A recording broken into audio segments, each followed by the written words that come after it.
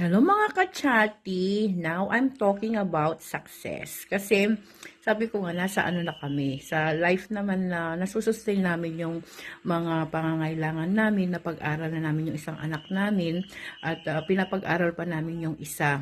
They never get loan, student loan from the government. Kasi, sabi nga ng asawa ko, nung kami ang pinag-aral ng mga magulang namin, they spent for us. Kaya ganun din ang gagawin namin para sa kanila. Para, tawag doon, hindi sila mahirapan pagdating ng panahon. Wala silang utang na babayaran. And now, I will gonna say, success for me na makikita ko sila na may magandang trabaho, they can sustain their lives at may magandang pamilya. At most of all, kailangan nilang hindi iwanan yung faith. Basta nakaano yung faith nila kay God. Yun ang important sa amin.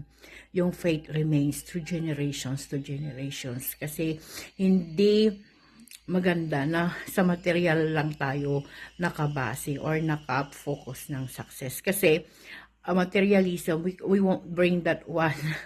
We cannot bring that one when we're gone. Pero yung faith, yun po ang sasalba sa atin or pupunta tayo sa second life. And we want them to see them in there. Kaya sana magawa yun. I'm praying for